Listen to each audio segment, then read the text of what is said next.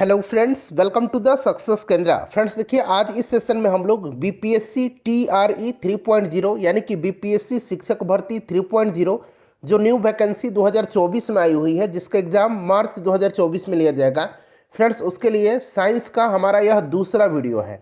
देखिए, आज इस सेशन में हम लोग बीपीएससी 3.0 साइंस में हम लोग जितने भी फिजिक्स में जो है प्रश्न 92 से लेकर के 1992 से लेकर के पिछले वर्ष जो बीपीएससी टीआरई हुआ था 2023 में, वहां तक जितने भी फिजिक्स के प्रश्न पूछे गए हैं उन सभी प्रश्नों को आज हम लोग एक ही सेशन में कवर करने वाले हैं। देखिए, बड़ा ही इंपॉर्टेंट सेशन है और प्रश्न जो है बीपीएससी रिपीट भी करता है, इसीलिए सेशन को ध्यानपूर्वक देखिएगा। और मैं आपको बता दूं फ्रेंड्स कि इससे पहले हमने मॉडर्न हिस्ट्री का, साथ ही साथ बिहार मॉडर्न हिस्ट्री, एक तो आपका मॉडर्न हिस्ट्री का अलग मैंने मैराथन वीडियो 3 घंटे का कराया हुआ है। उसके बाद बिहार का जो इतिहास है, बिहार मॉडर्न हिस्ट्री है, बिहार का स्वतंत्रता संग्राम में जो योगदान है, उनसे संबंधित सारे के सारे प्रश्न मैंने आपको करा दिए हैं। जिन्होंने भी नहीं देखा है जरूर देख लीजिएगा, मैंने प्लेलिस्ट भी बना दिया है बीपीएससी 3.0 2024 के नाम से। फ्रेंड्स चलिए सेशन स्टार्ट करते हैं आज का। एक बार सभी लोग प्लीज़ सेशन को लाइक कर दीजिए और इसका लिंक फटाफट किसी भी एक ग्रुप में जहाँ कोई भी आप हैं वहाँ पर शेयर कर दीजिए। तो फ्रेंड्स, जैसे मैंने आपको बताया है कि आज इस सेशन में हम लोग बीपीएससी टीआरई 3.0 यानी कि बीपीएससी शिक्षक भर्ती 3.0 के लिए साइंस वाले सेक्शन में हम लोग फिजिक्स के जितने भी प्रश्न 1992 से लेकर के 2023 तक में बीपीएससी के द्वारा पूछे गए हैं, उन सभी प्रश्नों को आज हम लोग एक ही सेशन में कवर कर लेंगे। इसी तरह से मैंने आपको बीपीएससी टीआरई 3.0 के लिए बायोलॉजी कवर कराया हुआ है, जीव विज्ञान मैंने कवर कराया हुआ है साइंस वाले सेक्शन में। अगर आपने जीव विज्ञान वाला वीडियो नहीं देखा है तो देखिएगा, लिंक आपको डिस्क्रिप्शन बॉक्स में मिल जाएगा। चलिए, और यहाँ पर ध्यान दीजिएगा, प्रत्येक प्रश्न के नीचे आपको लिखा मिल जाएगा कि यह प्रश्न जो है किस वर्ष बीपीएससी में पूछा गया है। यहाँ पर देख सकते हैं ये जो प्रश्न है बीपीएससी टीआरई 2.0 जो 2023 में पेपर हुआ था दिसंबर महीने में, उसमें पूछा गया है। देखिए, प्रश्न है कि पौधे की जड़ों में मृदा से जल प्रवेश का कारक क्या है। अगर आप आंसर जानते हैं तो आंसर कमेंट करते चलिएगा, इससे क्या होगा, ये आपका रिवीजन होते चलेगा। चलिए देखिए, पौधे की जड़ों में मृदा से जल प्रवेश का जो कारक है ये आपका परासरण दाब है। तो यहाँ पर देखिए ऑस्मोटिक प्रेशर दिया गया है, ऑस्मोटिक दाब दिया गया। ऑप्शन नंबर यहाँ पर सी राइट आंसर हो जाएगा।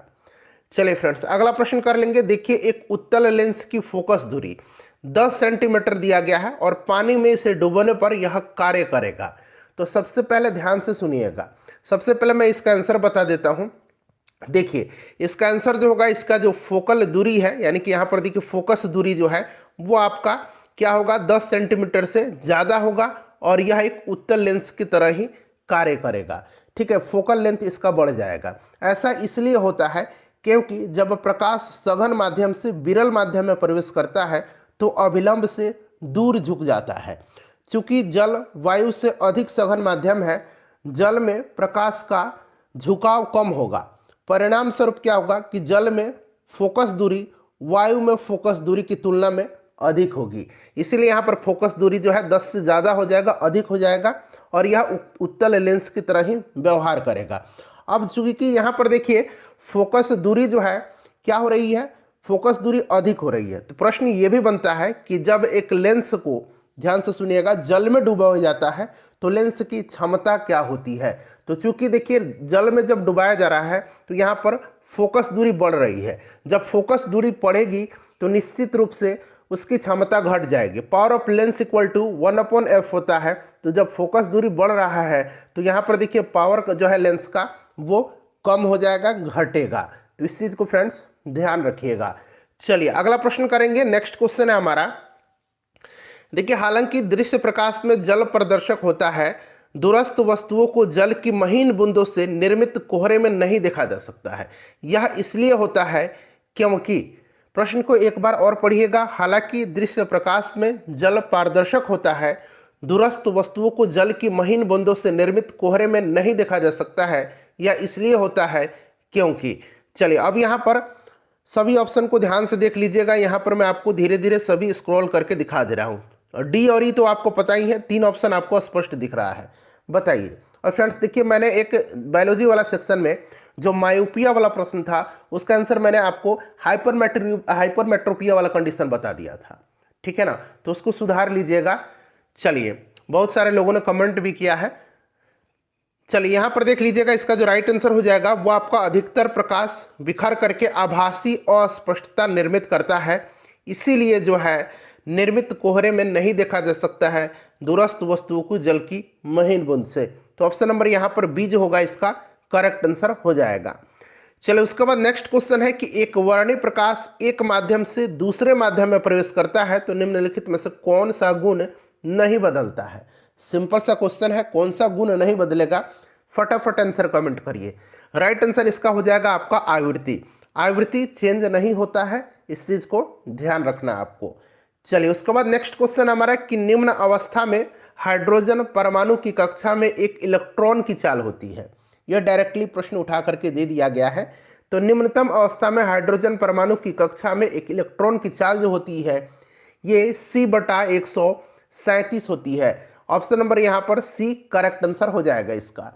चलिए उसके बाद नेक्स्ट क्वेश्चन है हमारा ये वाला कि कृष्ण का एक उच्च तापक्रम टीके पर ई वाट प्रति वर्ग मीटर की दर से ऊर्जा का विकिरण करती है। अब कह रहा है कि जब इसका जो है T/3 के तापक्रम कर दिया जाए, यानी कि टेम्परेचर T/3 कर दिया जाए, तो विकिरित ऊर्जा वाट प्रति वर्ग मीटर में होगी। अब देखिए आपने फ्रेंड्स पढ़ा होगा कि E = सिग्मा T⁴, और ये देखिए सिग्मा है क्या, तो ये सिग्मा स्टीफन नियतांक है, पढ़ा है ना आपने। अब देखिए पहले क्या कर रहा है, पहले कर रहा है कि इसकी एनर्जी, ठीक है ना, कितनी है, इसकी एनर्जी तापक्रम कितना दे रखा है, टी दे रखा है, ठीक है ना। अब कह रहा है कि इसका एनर्जी क्या होगा, यहाँ पर मैं आपको इसको 2 बना लेता हूँ जब तापक्रम को T/3 कर दिया जा रहा है। सिंपल सा क्वेश्चन है। अब देखिए E/E2 = क्या हो जाएगा, तो ये आपका हो जाएगा T और पावर कितना होगा, मैंने बताया था ना कि E = कितना होता है, सिग्मा T⁴ होता है। तो यहाँ पर T⁴ हो जाएगा, T का वैल्यू, और यहाँ पर देखिए T/3 का पावर T/3 का पावर 4। अब इसको सॉल्व करिए तो T से देखिए इस तरह से आ जाएगा T⁴ और फिर नीचे T⁴/3 का पावर 4 है, तो 3 × 9 और 9 9 81 हो जाएगा। तो T4 से T4 कट गया, ये आपका होगा E/E2 = कितना हो जाएगा, 81/1 हो जाएगा। तो यहाँ से आपको E2 निकालना है, तो E2 = कितना हो जाएगा, E2 = E/81 हो जाएगा, जो कि ऑप्शन नंबर सी में दे रखा है। तो इस तरह से आप इसको निकाल सकते हैं। आई होप कि आपको समझ में आ गया होगा। चलिए अगला प्रश्न है हमारा कि एक बरसाती दिन में, तो देखिए यहाँ पर आपको ये तीनों ऑप्शन को पढ़िए। एक बरसाती दिन में जो होता है शुष्क बल्ब तापमापी आर्द्र बल्ब तापमापी की तुलना में ज़्यादा माप दर्शाता है। इस चीज़ को आप ध्यान रखिएगा, ये NCERT का सीधे आपका बुक से दिया गया प्रश्न है।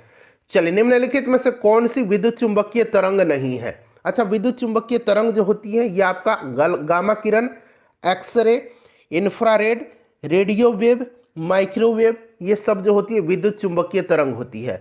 अल्फा किरण जो है इसमें विद्युत चुंबकीय तरंग नहीं है, ऑप्शन बी राइट आंसर हो जाएगा। देखिए हिस्ट्री का 3 घंटे का modern history BPSC tree 3.0, modern history BPSC शिक्षक भर्ती 3.0, मॉडर्न हिस्ट्री मैराथन क्लास 3 घंटे का मैंने कराया हुआ है, उसको जरूर एक बार देख लीजिएगा। देखिए हाइड्रोजन परमाणु के nवें स्थिर कक्ष का अर्धव्यास किसके समानुपाती होता है, तो ये भी आपको पता होगा। इसका आंसर n² हो जाएगा, option number C correct answer हो जाएगा। अब चलिए अगला प्रश्न देखिएगा कि निम्नलिखित में से कौन सा न्यूटन के गति के तीसरे नियम का उपयोग करता है। तीरंदाजी, अंतरिक्ष रॉकेट और वेंचुरीमीटर, बताइए। यहाँ पर बाकी ऑप्शन आपको दिख रहा है। न्यूटन के गति के तीसरे नियम का उपयोग, तो ये तीरंदाजी भी करता है और अंतरिक्ष रॉकेट भी करता है, इसीलिए एक से अधिक इसका राइट आंसर हो जाएगा। वेंचुरीमीटर जो है ये बर्नौली के सिद्धांत पर कार्य करता है।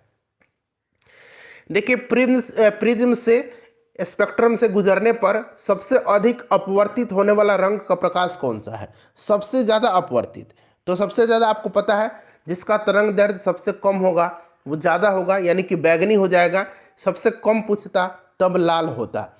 चलिए उसके बाद नेक्स्ट क्वेश्चन है कि किसी चालक का प्रतिरोध समानुपाती होता है। देखिए किसी भी चालक का प्रतिरोध जो है यह समानुपाती होता है उसकी लंबाई के, और अनुप्रस्थ काट के क्षेत्रफल का व्युत्क्रमानुपाती होता है।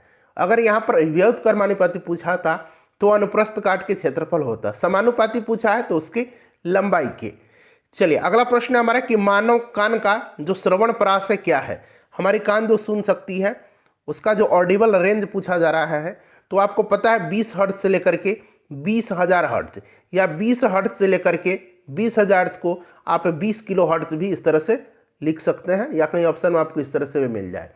और देखिए 20 हर्ट्ज से जो कम की ध्वनि तरंग है उनको अवश्रव्य यानी कि इंफ्रासोनिक कहा जाता है, और ये 20,000 हर्ट्ज यानी कि 20 किलो हर्ट्ज से ज़्यादा की जो ध्वनि तरंग है उनको अल्ट्रासोनिक पराश्रव्य कहा जा सकता है।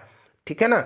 चलिए निम्नलिखित में से किसमें उच्चतम ऊर्जा होती है।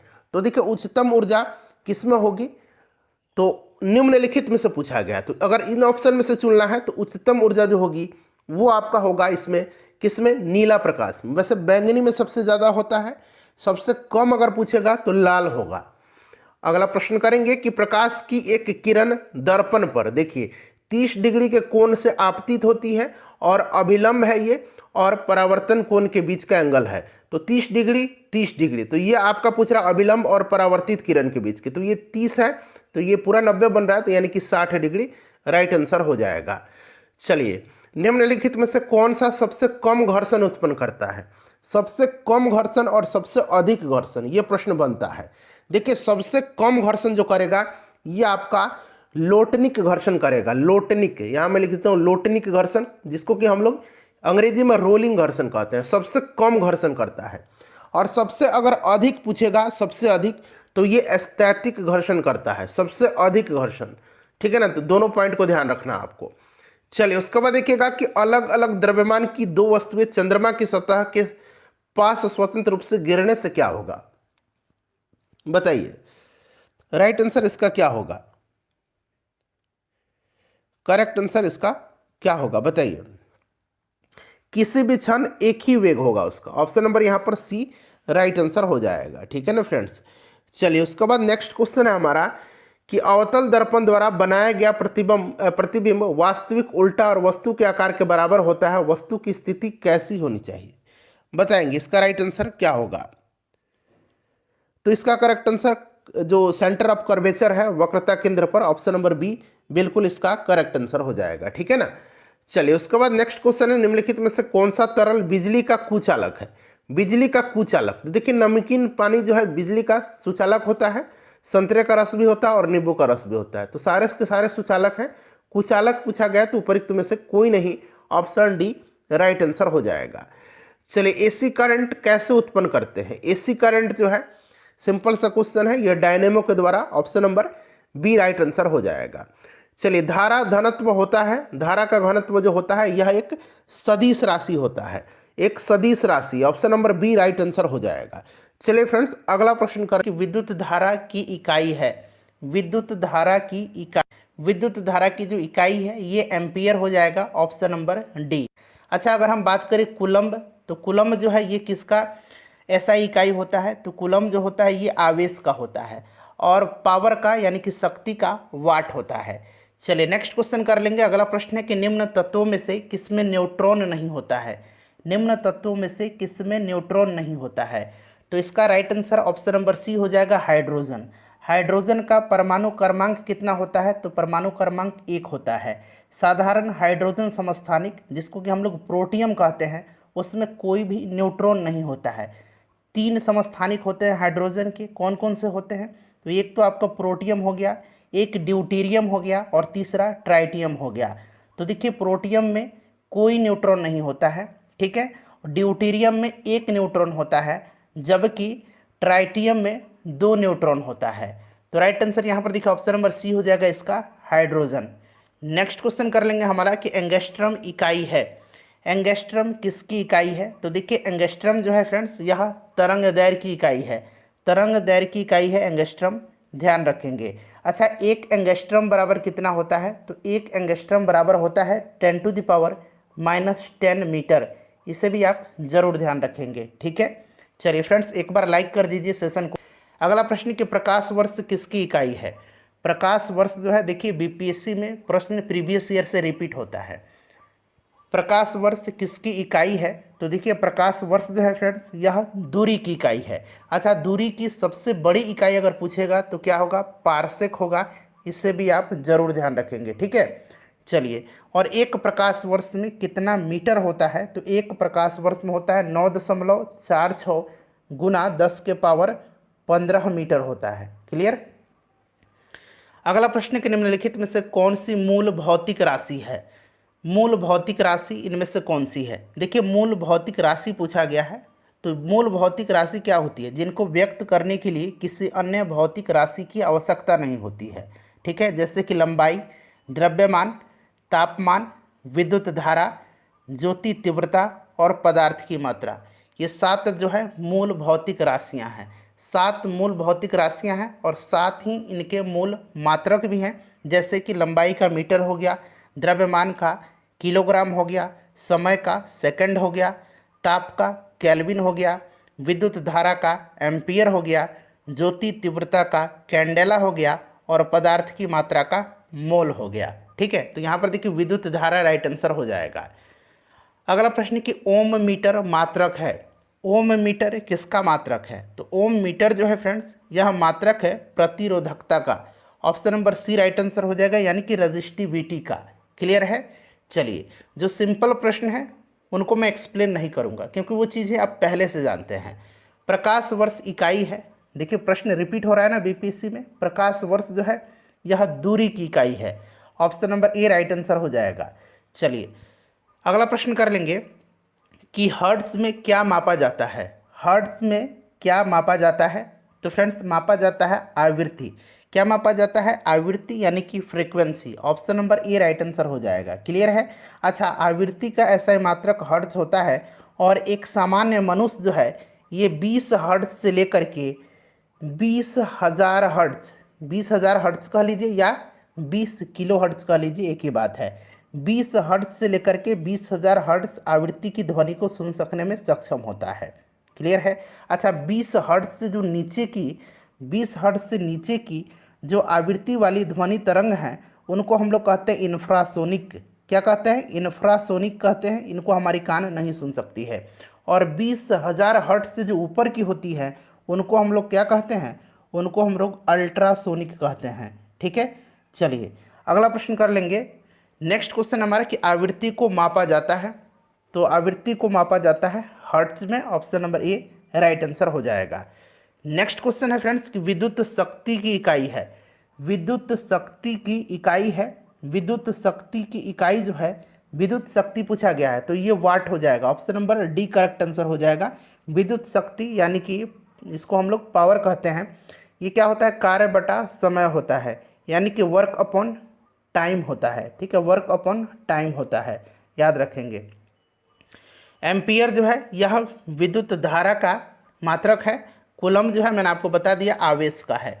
चलिए, नेक्स्ट क्वेश्चन है हमारा कि सौर विकिरण निम्न में से किस परास में दिखता है? सौर विकिरण जो है यह किस परास में दिखता है? चलिए, राइट आंसर कमेंट करेंगे कि इसका राइट आंसर क्या हो जाएगा।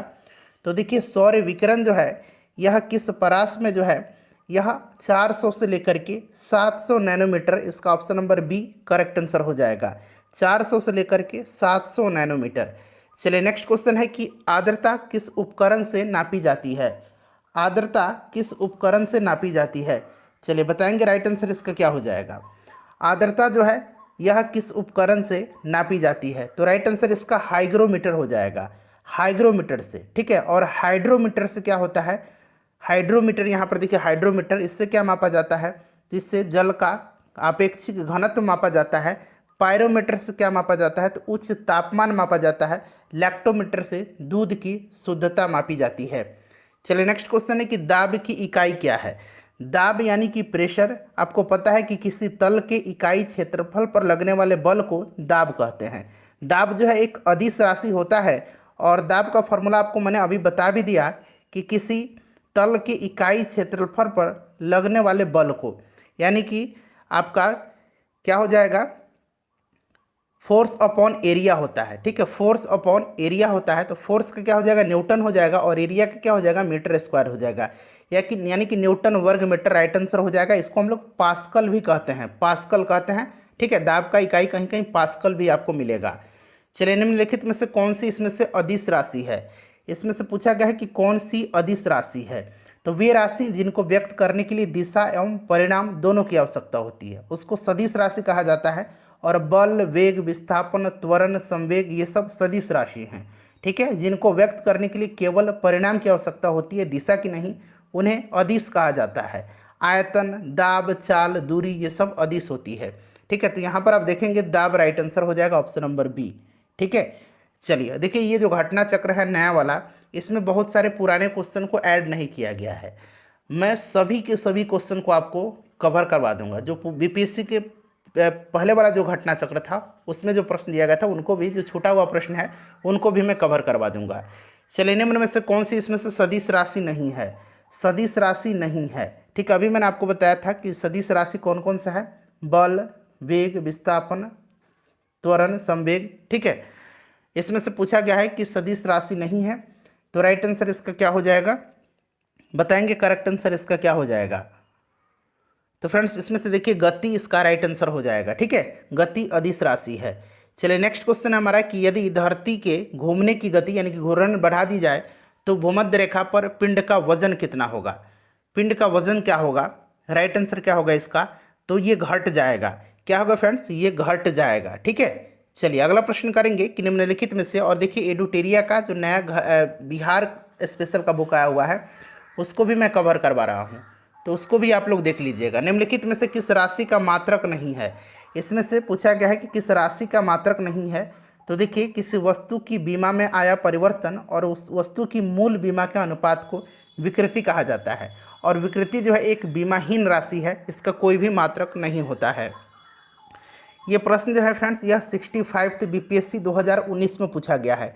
ये प्रश्न 65th बीपीएससी 2019 में पूछा गया है, यहाँ पर ये मिट गया है। ठीक है, चलिए उसके बाद देखिएगा कि निम्नलिखित में से किस तरीके से 1 वोल्ट व्यक्त किया जा सकता है? 1 वोल्ट व्यक्त किया जा सकता है। तो फ्रेंड्स ये हो जाएगा 1 जूल प्रति कूलम्ब। 1 जूल प्रति कूलम्ब राइट आंसर इसका हो जाएगा।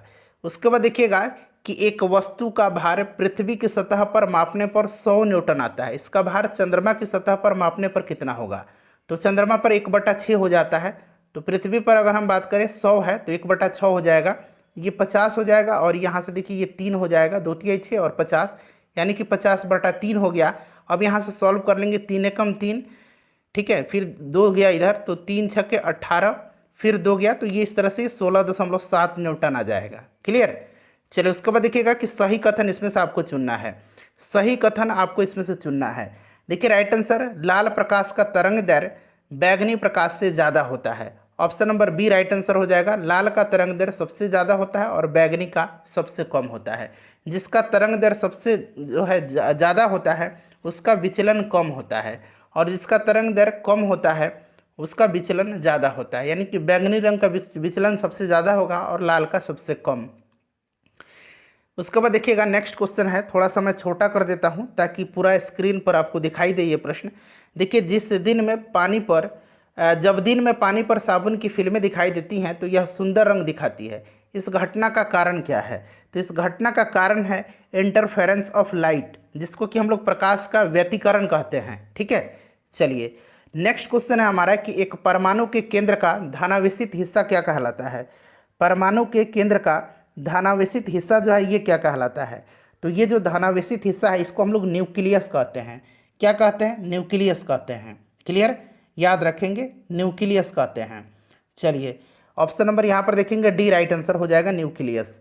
अगला प्रश्न है हमारा कि एक ठोस के सीधे गैस में परिवर्तन को कहते हैं, तो इसको कहा जाता है ऊर्ध्वपातन। सिंपल सा क्वेश्चन है, प्रीवियस ईयर पढ़ करके जाना है, प्रश्न रिपीट होते हैं बीपीएससी में। वह ताप जिस पर ठोस, द्रव और गैसीय अवस्था एक साथ रह सकती है ये कहलाता है। ये देखिए 67 बीपीएससी प्री का एग्जाम जो कैंसिल हुआ था उसमें पूछा गया था। इसको कहा जाता है त्रिक बिंदु। त्रिक बिंदु राइट आंसर हो जाएगा।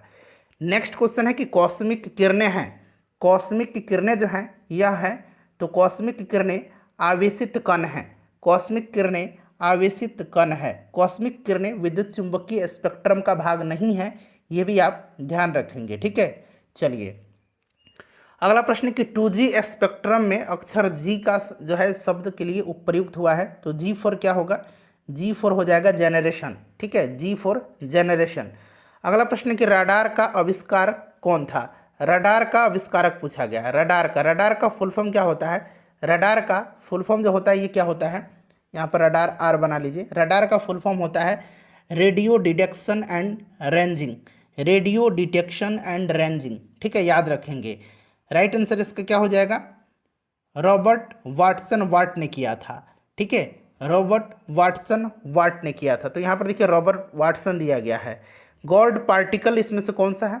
गॉड पार्टिकल, गॉड पार्टिकल जो है फ्रेंड्स या हिग्स बोसोन है, हिग्स बोसोन है, ठीक है, हिग्स बोसोन ध्यान रखेंगे। हिग्स बोसोन कण की खोज करने वाले जो वैज्ञानिक थे, ठीक है, पीटर डब्ल्यू हिग्स और बेल्जियम के डब्ल्यू एंगलर्ट, इनको 2013 के भौतिक विज्ञान के क्षेत्र में नोबेल पुरस्कार से पुरस्कृत किया गया है। अगला प्रश्न है कि सीवी रमन को भौतिकी का नोबेल पुरस्कार कब प्राप्त हुआ था? सीवी रमन को 1930 में यह पुरस्कार दिया गया था, ठीक है, 1930 राइट आंसर हो जाएगा। चलिए अगला प्रश्न कर लेंगे। नेक्स्ट क्वेश्चन है हमारा कि टेलीस्कोप की खोज किस वैज्ञानिक ने किया है? टेलीस्कोप की खोज किया है गैलीलियो ने। किसने किया है? गैलीलियो ने किया है। Option number D right answer हो जाएगा। देखिए इस सदी की शुरुआत में हवाई जहाज का आविष्कार किसने किया था? तो ये सिंपल सा क्वेश्चन है, राइट बंधु, राइट ब्रदर्स ने किया था, ठीक है। एक माइक्रोन बराबर है, एक माइक्रोन बराबर होता है, ये आपको पता है, एक माइक्रोन में 10⁻³ मिलीमीटर होता है, ठीक है। तो यहाँ पर देखेंगे ये वाला जो है सही हो जाएगा, option number C right answer हो जाएगा, ठीक है। चलिए उसके बाद नेक्स्ट क्वेश्चन है कि 40 डिग्री सेल्सियस का मान फ़ारेनहाइट स्केल पर, अगर फॉर्मूला आपको याद है, देखिए मैं बता देता हूँ आपको, C/100 = F-32/180। अब क्या करेंगे आप, थोड़ा सा इसको सॉल्व कर लेंगे, तो यहाँ से 1 0 से 1 0 कैंसिल हो जाएगा। उसके बाद देखिएगा 2 बच्चे 10 और ये 2 9 18 हो जाएगा। यानी कि हम लोग लिख सकते हैं कैसे, तो C/5 = F-32/9 ऐसे लिख सकते हैं ना। सी कह रहा है कि 40 डिग्री, तो यहाँ आप क्या करिए 40 डिग्री पुट कर दीजिए, क्लियर। अब देखिए 5 8 40 हो गया, क्रॉस मल्टीप्लिकेशन अब कर देंगे, तो ये देखिए 9 8 72 हो जाएगा इधर, और इधर हो जाएगा F-32, यानी कि ये माइनस में है तो इधर जाएगा प्लस में हो जाएगा, तो F = हो जाएगा 72 + 32 104 डिग्री फ़ारेनहाइट, क्लियर है। Option number A right answer इसका हो जाएगा। चलिए उसके बाद देखिएगा कि क्रोमेटोग्राफी की तकनीक का प्रयोग होता है। अब देखिए क्रोमेटोग्राफी की अगर हम तकनीक की बात करें तो क्रोमेटोग्राफी वह विधि है जिसमें विभिन्न प्रकार के पदार्थों के मिश्रण में से प्रत्येक पदार्थ को पृथक करके पहचान किया जाता है। एक बार मैं ध्यान से सुनिए और बोलता हूँ। देखिए क्रोमेटोग्राफी वह विधि है जिसमें विभिन्न प्रकार के पदार्थों के मिश्रण में से प्रत्येक पदार्थ को पृथक करके पहचाना जाता है। तो देखिए रंगीन पदार्थों की पहचान करने में भी किया जाता है, अभी मैंने बताया ना, पहचाना जाता है, और मिश्रण से पदार्थों को अलग करने में भी किया जाता है। तो इसका ऑप्शन अब ही होगा 1 से अधिक, ठीक है। चलिए अगला प्रश्न कर लेंगे कि गति को सर्वप्रथम किसने परिभाषित किया? तो ये किया था किसने? गैलीलियो ने। अगला प्रश्न है हमारा कि लोलक की कालावधि यानी कि टाइम पीरियड किस पर निर्भर करती है? लोलक का जो टाइम पीरियड है ये होता है 2π√L/G होता है, ठीक है। अब यहाँ पर देखिए ये किस पर निर्भर कर रहा है, तो ये लंबाई पर निर्भर कर रहा है, लंबाई के ऊपर निर्भर करती है। ऑप्शन नंबर बी इसका राइट आंसर हो जाएगा, ठीक है। चलिए अगला प्रश्न कि बल गुणनफल है, बल गुणनफल किसका है? सिंपल सा क्वेश्चन है। F = क्या होता है? m इंटू ए होता है, ठीक है, यानी कि मास इंटू एक्सेलरेशन, यानी कि द्रव्यमान और त्वरण का, ठीक है। चलिए SI मात्रक न्यूटन होता है इसका, ये भी आप ध्यान रखेंगे। चलिए त्वरण ज्ञात करने के लिए सही फॉर्मूला, तो आपने पढ़ा होगा, ये पढ़ा होगा कि क्या होता है, V = U + AT होता है, ये फॉर्मूला आपने पढ़ा है ना, ठीक है। अब यहाँ से देखिए ये हम ये निकालेंगे, त्वरण ज्ञात करना है, तो यहाँ पर देखेंगे इधर AT छोड़ देंगे तो ये इधर जाएगा तो V - U हो जाएगा, V - U। अब हमें A निकालना है तो इधर क्या होगा, V - U और T आएगा नीचे बट्टा में, यानी कि V - U/T, V - U/T, option number A right answer इसका हो जाएगा। चलिए अगला प्रश्न हमारा है कि वॉशिंग मशीन का कार्यकारी सिद्धांत क्या है? वॉशिंग मशीन का कार्यकारी सिद्धांत क्या है? तो फ्रेंड्स यह जो है सिद्धांत क्या है वॉशिंग मशीन का, तो ये अपकेंद्रन है, सेंट्रीफ्यूगल है, अपकेंद्रन सेंट्रीफ्यूगल याद रखेंगे। अगला प्रश्न है कि निम्नलिखित में से कौन सी राशि सदिश नहीं है? कौन सी राशि इसमें से बताएंगे कि सदिश नहीं है? सदिश राशि इसमें से कौन सी नहीं है? चलिए यहाँ पर ध्यान दीजिएगा, इसमें से जो सदिश राशि नहीं है वो आपसे पूछा गया है। तो इसमें से सदिश राशि जो है कौन सा नहीं है? तो राइट आंसर इसका हो जाएगा, यहाँ पर देखिएगा सदिश राशि जो है इसमें से आपका आयतन नहीं है। ठीक है, बाकी वेग, विस्थापन, बल ये सदिश राशि हैं। नेक्स्ट क्वेश्चन है हमारा, अगला प्रश्न है, 1 मिनट रुक जाइए। हाँ, पदार्थ के संवेग और वेग के अनुपात से कौन सी भौतिक राशि जो है ये प्राप्त होती है?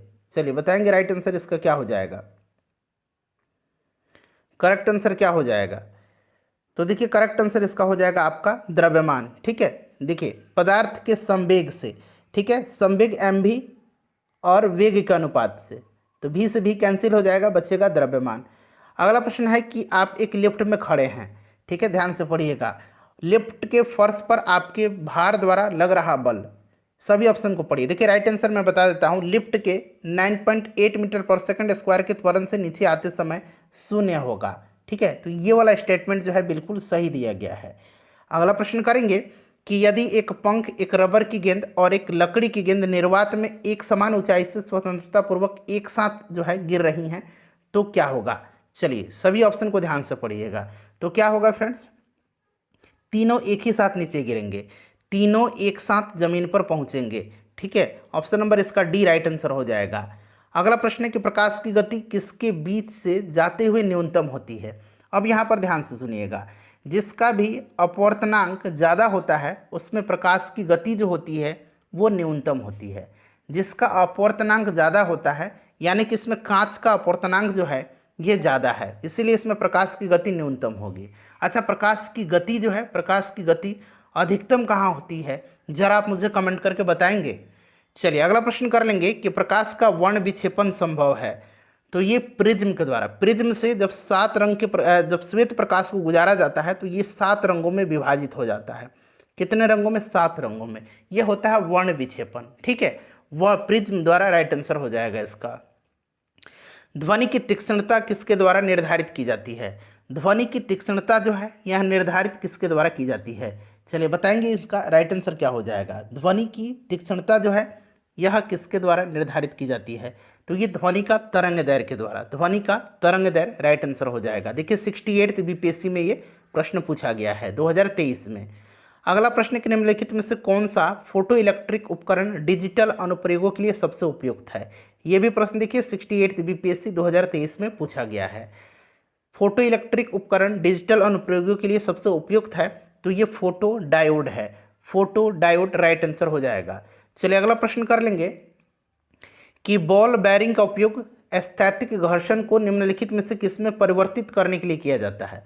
बॉल बेयरिंग का उपयोग स्थैतिक घर्षण को निम्नलिखित में से किसमें परिवर्तित करने के लिए किया जाता है? तो फ्रेंड्स ये रोलिंग घर्षण में, रोलिंग घर्षण इसका राइट आंसर हो जाएगा। 68th बीपीएससी का प्रश्न है।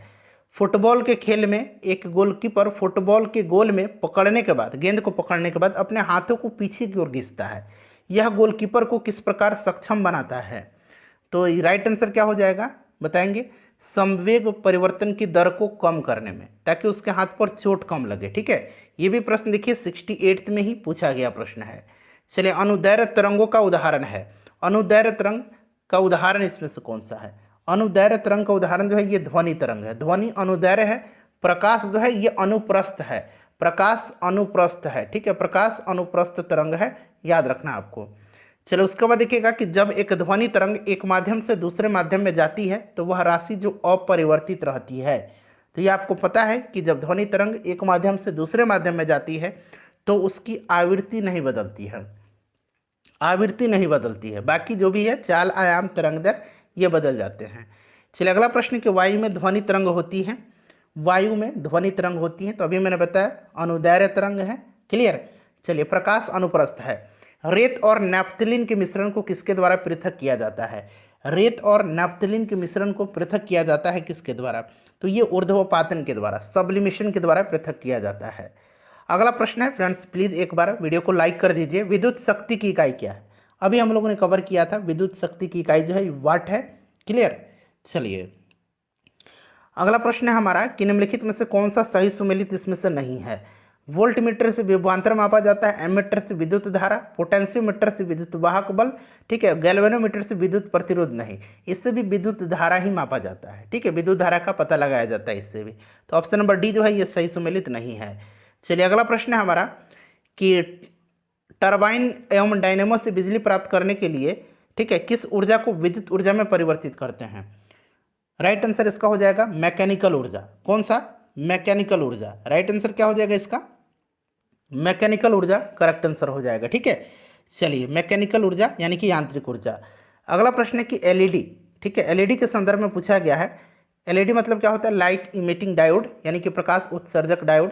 कौन सा कथन गलत है? एलईडी प्रकाश स्रोत ऊर्जा को कम खपत करते हैं, सही है। एलईडी प्रकाश बल्बों से अधिक अवधि तक कार्य करते हैं, ये भी सही है। एलईडी में पारा प्रयुक्त होता है जो मनुष्य के लिए हानिकारक होता है, यही गलत दिया गया, इसमें पारा प्रयुक्त नहीं होता है, ठीक है। कौन सा कथन जो है गलत है? तो ऑप्शन नंबर सी। चलिए बाकी सभी सही है।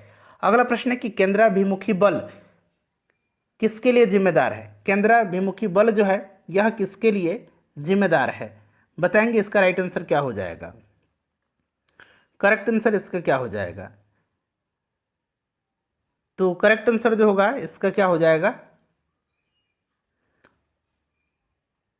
तो देखिए वस्तुओं को वृत्ताकार पथ पर गतिमान रखना, option number B right answer हो जाएगा। केंद्राभिमुखी बल यानी कि अभिकेंद्री बल की बात किया जा रहा है। चलिए उसके बाद नेक्स्ट क्वेश्चन है हमारा कि निम्नलिखित में से किस ऊर्जा परिवर्तन में घर्षण बल शामिल होता है? घर्षण बल शामिल होता है किसमें? घर्षण बल तो गतिज ऊर्जा से उष्मा ऊर्जा में, ठीक है, option number A right answer इसका हो जाएगा। ये 68 बीपीएससी में पूछा गया प्रश्न है। उसके बाद देखिए एक बस, ये भी 68 बीपीएससी का है। एक बस सीधे रास्ते पर चल रही है और अचानक दाईं ओर मुड़ जाती है, तो उसमें जो यात्री बैठे हुए थे वो बाईं ओर मुड़ जाएंगे, इस चीज़ को ध्यान रखना है, तो बाईं ओर झुकेंगे, ठीक है। चलिए अगला प्रश्न है हमारा कि 100 वाट का बिजली का बल्ब है, 10 घंटे जलता है तो खर्च होगी। मैंने आपको तरीका कई बार बताया, 100 वाट है, 10 घंटे जलता है, ठीक है, तो बटा 1000 कर दीजिए, जो भी दिया गया ऊपर गुना करके 1000 से बटा कर देना है आपको, एक जीरो से, बाकी ये 2 जीरो से 2 जीरो, यानी कि 1 वाट 1 यूनिट 1 इकाई इसका राइट आंसर हो जाएगा, ठीक है। चलिए एक सामान्य शुष्क सेल में विद्युत अपघट्य होता है, एक सामान्य शुष्क सेल में विद्युत अपघट्य होता है, बताएंगे राइट आंसर इसका क्या हो जाएगा? तो फ्रेंड्स ये होता है अमोनियम क्लोराइड का, अमोनियम क्लोराइड का, ठीक है, अमोनियम क्लोराइड का। चलिए नेक्स्ट क्वेश्चन करेंगे कि डायनेमो, डायनेमो क्या करता है? डायनेमो जो है यह यांत्रिक ऊर्जा को विद्युत ऊर्जा में परिवर्तित करता है, यांत्रिक ऊर्जा को विद्युत ऊर्जा में परिवर्तित करता है, ठीक है, याद रखेंगे आप। चलिए नेक्स्ट क्वेश्चन हमारा विद्युत मोटर में, अब विद्युत मोटर भी साथ साथ आ गया। तो विद्युत मोटर क्या करता है? विद्युत ऊर्जा को यांत्रिक ऊर्जा में परिवर्तित करता है, विद्युत ऊर्जा को यांत्रिक ऊर्जा में, ऑप्शन नंबर सी हो जाएगा इसका आंसर। नेक्स्ट क्वेश्चन है एक क्षैतिज वृत्त में स्थिर चाल से घूम रहे पिंड के लिए निम्नलिखित में से कौन स्थिर रहेगा? इसमें से कौन सा स्थिर रहेगा? बताएंगे राइट आंसर इसका क्या होगा? तो ये गतिज ऊर्जा इसमें स्थिर रहेगा, ठीक है। चलिए अगला प्रश्न है कि कुकिंग ताप पर स्थिर रहने वाला क्लोरीन युक्त कृत्रिम स्वीटनर जिसका रूप तथा स्वाद शक्कर की तरह होता है निम्नलिखित में से कौन सा है? तो फ्रेंड्स यह जो है यह सुक्रालोज है। कौन सा है? सुक्रालोज है, इंपॉर्टेंट है, इसको आप ध्यान रखिएगा, ठीक है। चलिए अगला प्रश्न हमारा कि दृष्टि की खराबी निकट दृष्टि दोष को किस नाम से जाना जाता है? निकट दृष्टि दोष को मायोपिया कहा जाता है और दीर्घ दृष्टि दोष को हाइपरमेट्रोपिया कहा जाता है। तो निकट के लिए मायोपिया ऑप्शन में नहीं है, इसलिए उपरोक्त में से कोई नहीं हो जाएगा, मायोपिया कहा जाता है, यहाँ मैं लिखता हूँ मायोपिया, मायोपिया कहा जाता है, ठीक है, और दीर्घ के लिए हाइपरमेट्रोपिया। अगला प्रश्न हमारा कि निकट दृष्टि दोष किसके प्रयोग से उपचारित किया जा सकता है? निकट अवतल लेंस से, ठीक है, और दीर्घ उत्तर लेंस से। विद्युत धारा निम्न में से किस उपकरण से नापी जाती है? विद्युत धारा किस उपकरण से नापी जाती है? तो बहुत ही सिंपल सा क्वेश्चन है, एममीटर से, ठीक है, एममीटर से नापी जाती है। चलिए और पोटेंशियोमीटर से क्या नापा जाता है? ध्यान रखेंगे किसी भी सेल के ईएमएफ का माप किया जाता है इससे, पोटेंशियोमीटर से, ठीक है। चलो उसके बाद देखिएगा कि विद्युत धारा किस उपकरण से नापी जाती है? तो सेम क्वेश्चन है, शायद रिपीट हो गया, हाँ जी सेम ही क्वेश्चन है, ये नहीं, ये देखिए 64th में पूछा गया है और यहाँ पर देखिए 65 में पूछा गया है, इसीलिए मैंने बताया कि प्रश्न रिपीट होता है, ठीक है। चलिए एममीटर इसका भी राइट आंसर हो जाएगा। प्रकाश में 7 रंग होते हैं और रंगों को अलग करने का क्या तरीका है? तो सीधी सी बात है, रंगों को प्रिज्म में से गुजार दिया जाएगा, ये रंग 7 रंग में बढ़ जाएंगे। ठीक है, चलिए प्रिज्म से रंगों को अलग अलग किया जा सकता है। प्रकाश वर्ष का संबंध है दूरी से, कई बार प्रश्न देखिए रिपीट हो रहा है। चलिए यदि किसी ऐनक के लेंसों की शक्ति +2 डायोप्टर है, यानी कि इससे पता चला है कि वह लेंस क्या है, उत्तल लेंस है, क्योंकि यहाँ डायोप्टर प्लस में दिया गया है। क्लियर, क्षमता पॉजिटिव है, तो इसकी फोकस दूरी क्या होगी। अब आपको देखिए मैंने बताया था कि power of lens equal to होता है 1/f, और इस फोकस दूरी को आप हमेशा मीटर में काउंट करेंगे। किसमें, मीटर में। अब पावर ऑफ लेंस दिया गया है 2 डायोप्टर, और हमें निकालना है फोकस दूरी, यानी कि हमें f निकालना है। अब निकाल लीजिए भाई, इसमें क्या है कि f इक्वल टू क्या हो जाएगा, f इधर चला जाएगा और E2 नीचे आ जाएगा, यानी कि ये आधा मीटर हो जाएगा। मैंने बताया ना फोकस दूरी हमेशा मीटर में काउंट करेंगे, यानी कि ये आधा मीटर हो गया। आधा मीटर का मतलब क्या हो गया, आधा मीटर का मतलब हो गया 50 सेंटीमीटर। ठीक है, 100 सेंटीमीटर में 1 मीटर होता है, तो आधा मीटर में 50 सेंटीमीटर ही तो होगा। चलिए आगे बढ़ जाएंगे, अब नेक्स्ट क्वेश्चन कर लेंगे कि चुंबकीय सुई किस तरफ संकेत करती है। चुंबकीय सुई जो है यह संकेत हमेशा उत्तर की तरफ करती है, उत्तर दिशा की तरफ। चुंबकत्व का अनुचुंबकनीय सिद्धांत निम्न में से किसके द्वारा प्रदर्शित होता है। अनुचुंबकीय पूछा गया है, अनुचुंबकीय सिद्धांत जो है यह प्लैटिनम के द्वारा प्रदर्शित होता है। पीतल एक मिश्र धातु है, देखिए ये अब रसायन का प्रश्न भौतिकी में दे दिया गया है, तो ये जिंक और तांबा का मिश्रण है। ठीक है, जिंक और तांबा का मिश्रण है, ध्यान रखेंगे आप। चलिए आगे बढ़ेंगे, तांबा और जस्ता का। ठीक है, चलिए उसके बाद नेक्स्ट क्वेश्चन है हमारा कि श्वेत प्रकाश को नली में कैसे उत्पन्न करते हैं। श्वेत प्रकाश को नली में कैसे उत्पन्न करते हैं, तो तंतु को गर्म करके, तंतु को गर्म करके। चलिए अगला प्रश्न है कि आइंस्टीन को नोबेल पुरस्कार किस कार्य पर मिला था। तो इनको नोबेल पुरस्कार जो है आइंस्टीन को 1921 में भौतिकी के क्षेत्र में दिया गया था, वैद्युत प्रकाश वैद्युत प्रभाव के लिए। ठीक है, प्रकाश वैद्युत प्रभाव के लिए। तो यहाँ पर ऑप्शन नंबर डी दिया गया है। अपेक्षिकता का सिद्धांत किस वैज्ञानिक ने प्रस्तुत किया था, तो ये अल्बर्ट आइंस्टीन है, option number A right answer हो जाएगा। चलिए उसके बाद देखिए, ये देखिए 67th री एग्जाम में पूछा गया प्रश्न है, विद्युत उत्पन्न करने के लिए कौन सी धातु का उपयोग किया जाता है, तो ये धातु यूरेनियम है। चलिए उसके बाद देखिएगा कि कमरे को ठंडा किया जा सकता है, कमरे को ठंडा किया जा सकता है, तो देखिए संपीड़ित गैस को छोड़ने से कमरे का तापमान कम हो जाता है, जिससे कमरा ठंडा हो जाता है, तो ये संपीड़ित गैस को छोड़ने से। आमतौर पर सुरक्षा फ्यूज लगाने के लिए प्रयोग होने वाला तार किस पदार्थ का बना होता है, यानी कि फ्यूज की बात की जा रही है। फ्यूज जो बना होता है यह टीन और शीशे का मिश्र धातु होता है। राइट आंसर टीन और शीशे का मिश्र धातु। ठीक है, ध्यान रखेंगे। चलिए अगला प्रश्न हमारा कि निम्न में से कौन सा ऊष्मा का सबसे अधिक कुचालक है। इसमें से ऊष्मा का सबसे अधिक कुचालक जो है ये शीशा है। कौन सा है, शीशा हो जाएगा। नेक्स्ट क्वेश्चन है कि ऑडियोमीटर क्या नापता है। ऑडियोमीटर जो है ये क्या नापता है, बताइए। ऑडियोमीटर जो है यह क्या नापता है, तो फ्रेंड्स यह ध्वनि की तीव्रता नापता है। ठीक है, ऑडियोमीटर। चलो उसके बाद देखिएगा कि यदि बल को न्यूटन में और दूरी को मीटर में प्रदर्शित किया जाता है, तो कार्य को प्रदर्शित किया जाएगा, तो कार्य को प्रदर्शित किस में किया जाएगा, जूल में किया जाएगा। सीधी सी बात है, जूल राइट आंसर हो जाएगा इसका। अतिचालक का लक्षण है, अतिचालक का लक्षण है, तो अतिचालक का लक्षण क्या है, शून्य पारगम्यता है, शून्य पारगम्यता। ठीक है, अति चालक का लक्षण। नेक्स्ट क्वेश्चन है गर्म करने पर एक अर्धचालक का प्रतिरोध। गर्म करने पर अर्धचालक का प्रतिरोध जो है ये घटता है, और चालक का प्रतिरोध गर्म करने पर बढ़ता है, दोनों ध्यान रखेंगे। ठीक है, नेक्स्ट है कि सौर भट्टी में प्रयुक्त होता है, सौर भट्टी में प्रयुक्त होता है, बताइए राइट आंसर क्या हो जाएगा। सौर भट्टी में कौन सा दर्पण प्रयुक्त होता है, तो अवतल दर्पण का प्रयोग होता है। सौर मंडल का सबसे चमकदार ग्रह कौन सा है, सबसे चमकदार ग्रह जो है ये सौर मंडल का शुक्र ग्रह है, शुक्र ग्रह राइट आंसर हो जाएगा। नेक्स्ट है हमारा कि अति सूक्ष्म वस्तुओं को देखने के लिए प्रयोग किया जाने वाला प्रकाशिक उपकरण कौन सा है, तो ये प्रकाशिक उपकरण जो है ये माइक्रोस्कोप है।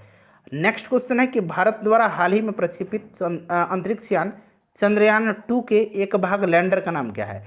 चंद्रयान 2 और चंद्रयान 3 अभी लॉन्च किया गया है, उसके लैंडर का नाम और रोवर का नाम दोनों का सेम ही है। ठीक है, तो यहाँ पर लैंडर का नाम पूछा गया, तो लैंडर का विक्रम है, रोवर का नाम प्रज्ञान है, इसे भी आप ध्यान रखेंगे। चंद्रयान 3 में भी सेम ही नाम है। चलिए कुछ प्रश्न जो है बीपीएससी में इस घटना चक्र में नहीं दिया गया जो पहले दिया जाता था। तो अब वो प्रश्न बच गए हैं, मैं आपको कवर करवा रहा हूँ। घड़ी में प्रयोग होने वाले क्वार्ट्ज क्रिस्टल होते हैं, तो ये क्वार्ट्ज क्रिस्टल जो होते हैं ये सिलिकॉन डाइऑक्साइड होते हैं। क्या होते हैं? ये सिलिकॉन SiO2 होता है, सिलिकॉन डाइऑक्साइड होता है। ठीक है, सिलिकॉन डाइऑक्साइड होता है। चलो उसके बाद देखिएगा कि परमाणु के केंद्र का धनावेशित हिस्सा क्या कहलाता है। ये प्रश्न रिपीट हुआ है फिर से, न्यूक्लियस कहलाता है। ठीक है, चलिए 1 पिकोग्राम बराबर होता है, 1 पिकोग्राम बराबर होता है 10⁻⁻12 ग्राम, 10⁻⁻12 ग्राम। चलो उसके बाद देखिए ये प्रश्न देख लीजिएगा, ये न्यूमेरिकल है, 66 BPSC में पूछा गया है। प्रश्न कह रहा है कि दो समानांतर प्रतिरोध वाले सर्किट का कुल प्रतिरोध दिया गया है 1.403 किलो ओम, और उसमें से एक प्रतिरोध का मान 2 किलो ओम दिया गया है, तो दूसरे का मान आपसे पूछा जा रहा है। सिंपल सा क्वेश्चन है, मैं सॉल्व नहीं करूंगा, मैं आपको तरीका बताऊंगा। समानांतर में दिया गया, तो समानांतर में कैसा होता है? R1 प्लस 1/R2 होता है। अब ये वाला मान दे रखा है कितना? 1.403, और इसमें से एक प्रतिरोध का मान दे रखा है। ठीक है, तो पहले आप इसको सॉल्व कर लेंगे, इसको सॉल्व कर लेंगे तो अच्छा रहेगा। इसको हम सॉल्व करेंगे तो क्या आएगा? तो यहाँ पर देख लीजिएगा, ये R इक्विवेलेंट इक्वल टू क्या आ जाएगा? ये R इक्विवेलेंट इक्वल टू क्या आ जाएगा? तो ये R इक्विवेलेंट, पहले इसको सॉल्व करेंगे तो ये आपका आ जाएगा R1 प्लस R2 बटा में कितना आ जाएगा? R1 इंटू R2 आ जाएगा। ठीक है, 1/R। अब इसको हम उल्टा करेंगे तो R इक्वल टू कितना आ जाएगा? ये ऊपर चला जाएगा तो R1 इंटू R2 हो जाएगा, और नीचे R1 प्लस R2 आ जाएगा, यहीं आ जाएगा ना। अब यहाँ पर सब पुट कर दीजिए, 1 2 दिया गया है तो यहाँ 2 पुट करेंगे तो ये 2R2 हो जाएगा, और ये कितना हो जाएगा? 2 प्लस R2 हो जाएगा। सॉल्व कर दीजिए मेरे भाई, 4.70 इसका राइट आंसर आ जाएगा। चलिए अगला प्रश्न है कि ठंडक के दिनों में, अब देखिएगा ठंडक के दिनों में लोहे के गुटके और लकड़ी के गुटकों का प्रातःकाल छुए तो लोहे का गुटका ठंडा लगता है, इसका कारण क्या है? सिंपल सा क्वेश्चन है, इसका कारण क्या है बताएंगे। इसका कारण जो है क्या होता है? तो इसका कारण होता है लकड़ी की तुलना में लोहा ऊष्मा का अच्छा चालक है। ठीक है, चलिए नेक्स्ट क्वेश्चन हमारा कि कमरे में रखा रेफ्रिजरेटर यानी कि फ्रिज का दरवाज़ा अगर खोल दिया जाए तो क्या होगा? तो क्या होता है? कमरा गर्म हो जाता है, कमरा ठंडा नहीं होगा। आपको लगेगा कि फ्रिज का दरवाज़ा खोल देंगे रूम ठंडा हो जाएगा, ऐसा नहीं है, गर्म हो जाता है। आप अंततः कमरे को थोड़ा गर्म कर सकते हैं। चलिए दो उत्तरोत्तर श्रृंग अथवा दो उत्तरोत्तर गर्त के बीच की दूरी को क्या कहते हैं? बहुत ही अच्छा प्रश्न है, बेसिक प्रश्न है। इसको तरंगदैर्घ्य कहा जाता है, इसको तरंगदैर्घ्य कहा जाता है। ठीक है, देखिए जब प्रकाश एक माध्यम से दूसरे माध्यम में जाता है तो निम्न में से कौन सा नहीं बदलता है? तो मैंने बता ही दिया था कि आवृत्ति चेंज नहीं होती है। क्लियर? चलिए नेक्स्ट क्वेश्चन है, देखिए रिपीट भी हुआ है प्रश्न। पढ़ने में काम आने वाले ग्लास लेंस किस प्रकार के लेंस होते हैं? तो ये लेंस जो होते हैं किस प्रकार के होते हैं पढ़ने वाले? तो फ्रेंड्स ये उत्तल होते हैं। कैसे होते हैं? उत्तल होते हैं। ठीक है, प्रकाश विकिरणों की प्रकृति कैसी होती है? प्रकाश विकिरणों की प्रकृति जो होती है ये आपका तरंग और कण दोनों के समान होती है। ठीक है, तरंग और कण दोनों के समान होती है। चलिए आकाश नीला लगता है, आकाश नीला लगता है क्योंकि क्योंकि लघु तरंग दीर्घ तरंगों की अपेक्षा वायुमंडल द्वारा अधिक प्रकीर्ण होती है। अधिक, सेम क्वेश्चन इस बार जो बिहार मद्य निषेध दरोगा के एग्जाम हुआ था उसमें पूछ लिया गया था। चलिए अगला प्रश्न है हमारा इसी तरह ऑप्शन दे करके, पानी का घनत्व अधिकतम होता है, पानी का घनत्व अधिकतम होता है 4 डिग्री सेंटीग्रेड पर, और आयतन न्यूनतम होता है इसी 4 डिग्री सेंटीग्रेड पर ही, आयतन भी न्यूनतम होता है। चलिए ध्यान रखेंगे 50 डिग्री सेंटीग्रेड का मान फ़ारेनहाइट पर, भाई मैंने अभी बताया था आपको कि C/5 इक्वल टू F-32/9। कितना सिंपल है, यहाँ सेंटीग्रेड में यहाँ पर इसको 50 रख दीजिए, फ़ारेनहाइट निकालना है तो 5×10 हो जाएगा, क्रॉस मल्टीप्लिकेशन करेंगे तो इधर 90 आ जाएगा, और ये माइनस इधर आएगा तो प्लस में आएगा, तो 90×32 कितना हो जाएगा? 122 फ़ारेनहाइट हो जाएगा, जो कि ऑप्शन नंबर यहाँ बी में दिया गया है। चलिए वर्षा की बूंद गोलाकार आकृति का कारण क्या है? तो सिंपल सा क्वेश्चन है, पृष्ठ तनाव सरफेस टेंशन होता है। सबसे ज़्यादा सयनता होती है, सयनता इसमें से सबसे ज़्यादा किसकी होगी? तो सबसे ज़्यादा इसमें से सयनता शहद की होती है। जो जितना गाढ़ा होगा उतनी ही उसकी सयनता अधिक होगी, शहद की अधिक होगी। इसके बाद खून होगा, खून के बाद जो है फ्रेंड्स जल का होगा, और फिर वायु का होगा। इस ऑप्शन के हिसाब से शहद में सबसे ज़्यादा होगा। ठीक है, चलिए नेक्स्ट क्वेश्चन है हमारा कि महासागर में ऊंची जल तरंगे कैसे आती हैं? तो ये महासागर में ऊंची जल तरंगे चंद्रमा के गुरुत्वाकर्षण बल के परिणाम हैं। ठीक है, तो ये आपका चंद्रमा राइट आंसर हो जाएगा। नेक्स्ट क्वेश्चन है, अगला प्रश्न हमारा है कि जब एक पत्थर को चांद की सतह से पृथ्वी पर लाया जाता है तो बताएंगे इसमें से ऑप्शन को ध्यान से पढ़कर। क्या अच्छा प्रश्न है। इसका भार बदल जाएगा परंतु द्रव्यमान नहीं बदलेगा। द्रव्यमान हमेशा नियत रहता है। ठीक है, द्रव्यमान नहीं बदलेगा, इसका भार बदल जाएगा। नेक्स्ट क्वेश्चन है कि सौर ऊर्जा निम्न में से किससे प्राप्त होती है। सिंपल सा क्वेश्चन, सूर्य से सौर ऊर्जा मिलता है। सूर्य पर ऊर्जा का निर्माण होता है। सूर्य पर ऊर्जा का निर्माण नाभिकीय संलयन अभिक्रिया के द्वारा होता है। नाभिकीय संलयन अभिक्रिया के द्वारा। प्रथम भारतीय उपग्रह आर्यभट्ट कब छोड़ा गया था। आर्यभट्ट को छोड़ा गया था कब, तो फ्रेंड्स ये 19 अप्रैल 1975 को आर्यभट्ट को छोड़ा गया था। अगला है कि विद्युत चुंबकीय तरंगों का वेग होता है। विद्युत चुंबकीय तरंगों का वेग जो होता है ये होता है कैसा, तो राइट आंसर इसका क्या हो जाएगा, 3 × 10⁸ मीटर पर सेकंड। ठीक है, और होता है क्यों, तो देखिए विद्युत चुंबकीय तरंग क्या पूछा गया है, तो इनकी जो चाल होती है ये निर्वात में प्रकाश के चाल के बराबर होती है, इसीलिए 3 × 10⁸ मीटर पर सेकंड हो जाएगा। नेक्स्ट क्वेश्चन है कि सूर्य का प्रकाश पृथ्वी पर पहुंचता है। सूर्य का प्रकाश पृथ्वी पर पहुंचता है कितना देर में, तो 499 सेकंड, यानी कि 8 मिनट 19 सेकंड कहेंगे। 8 मिनट 19 सेकंड। ठीक है, 8 मिनट 19 सेकंड। तो यहाँ पर ऑप्शन में नहीं है, उपरोक्त में से कोई नहीं इसका राइट आंसर हो जाएगा। ठीक है, चलिए सौरमंडल का सबसे बड़ा ग्रह कौन सा है, तो ऑब्वियसली बृहस्पति राइट आंसर हो जाएगा इसका। निम्न में से कौन सी धातु रोशनी के बल्बों के फिलामेंट के रूप में प्रयोग की जाती है, तो ये टंगस्टन है। Option number D right answer हो जाएगा। कौन सी अर्धचालक यानी कि सेमीकंडक्टर के रूप में ट्रांजिस्टर में प्रयोग होता है, तो सेमीकंडक्टर के रूप में ट्रांजिस्टर में जर्मेनियम का इस्तेमाल किया जाता है। जर्मेनियम यहाँ पर राइट आंसर हो जाएगा। अगला प्रश्न है कि परमाणु के नाभिक के अवयव हैं। नाभिक में क्या होता है, नाभिक में प्रोटॉन और न्यूट्रॉन होता है। नाभिक में प्रोटॉन और न्यूट्रॉन होता है, और इलेक्ट्रॉन जो है ये कक्षा में बाहर चक्कर लगाता है। ठीक है, चलिए अगला प्रश्न है हमारा कि निम्नलिखित में से कौन वैकल्पिक ऊर्जा का सबसे बड़ा भंडार है। वैकल्पिक ऊर्जा का सबसे बड़ा भंडार जो है ये सौर ऊर्जा है। सौर ऊर्जा इसका राइट आंसर हो जाएगा। चलिए परमाणु बम का सिद्धांत आधारित है। परमाणु बम का सिद्धांत आधारित किस पर है, तो परमाणु बम का सिद्धांत जो है यह आधारित है नाभिकीय विखंडन पर। विखंडन राइट आंसर हो जाएगा। ठीक है, नेक्स्ट क्वेश्चन है हमारा कि वायु में कौन सी नोबेल गैस नहीं होती है। वायु में कौन सी नोबेल गैस नहीं होती है, और वायुमंडल में सबसे अधिक कौन सी नोबेल गैस पाई जाती है, तो सबसे अधिक आर्गन पाया जाता है। और वायु में नोबेल गैस जो नहीं होती है ये रेडॉन है। ठीक है, रेडॉन नहीं होता है। देखिए बिजली की खपत के बिल किसके मापन पर आधारित है, तो बिजली के बिल का मापन जो होता है ये होता है किसमें, राइट आंसर क्या हो जाएगा, तो ये वाट में होता है। तो केवल एक इसका राइट आंसर हो जाएगा। ठीक है, चलिए अगला प्रश्न है कि सबसे भारी धातु निम्नलिखित में से कौन सा है। इनमें से सबसे भारी धातु कौन सा है, तो फ्रेंड्स ये यूरेनियम हो जाएगा। ठीक है, चलिए फ्रेंड्स प्लीज लाइक कर दीजिएगा। सारा फिजिक्स का प्रश्न मैंने कवर किया। चलिए इनसेट 2A को कब छोड़ा गया था, वीडियो को लाइक कर दीजिए और इसको शेयर कर दीजिएगा। 10 जुलाई 1992 को छोड़ा गया था इनसेट 2A।